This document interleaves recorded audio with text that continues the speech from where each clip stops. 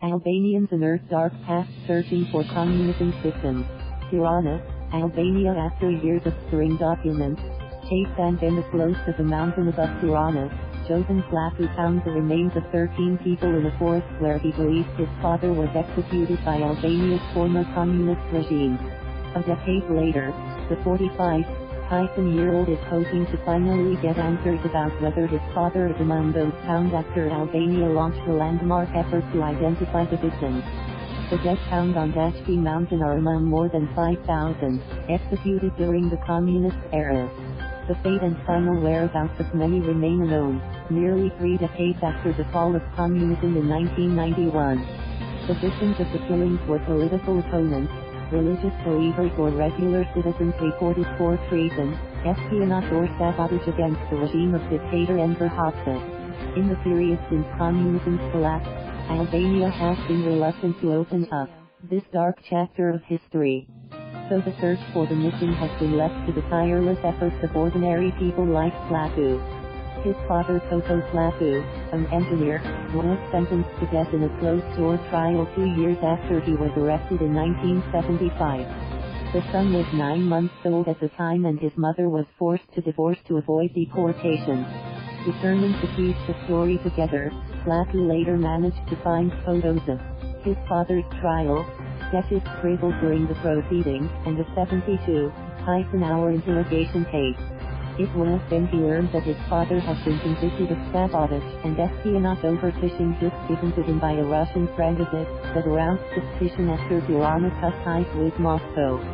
He interviewed dozens of people, even coming face to face with his father's executioner. The small and stocky man had become a judo coach, said Plaku. He says he did not remember anything. Long wait eventually, Plaku pinpointed Dajti mountain as the likely site of his father's killing. Together with another man looking for a missing father, he spent months digging on the mountainside before finding human remains, some of which were buried only 60 centimeters, 2 feet, deep. The bones have been sitting in a morgue for 10 years, waiting to be identified. Now the process is finally underway after the launch in November of the project with the International Commission on Missing Persons, ICMP. Plaku, alongside around 30 others, provided DNA samples to see if there was any match with his father. He is hoping to finally close this chapter of his life with a quiet moment, a cigarette and the chance to lay flowers on the site where his father would have been shot, with a bullet to the back of the neck on June 28, 1977. I still tremble when I remember the moment of uncovering the human remains, he said. The ICMP project comes several years after files from the regime's secret police, the scouring, were first opened to the public.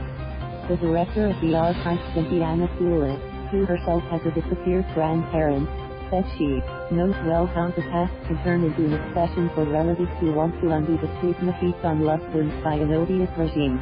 They want to clarify their fate, she explained.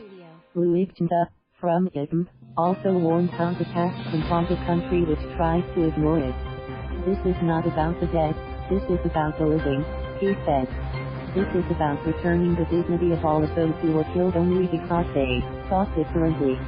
With €400,000, 000, given by international donors, the ICMP project remains small in scope, focusing first on 2 locations.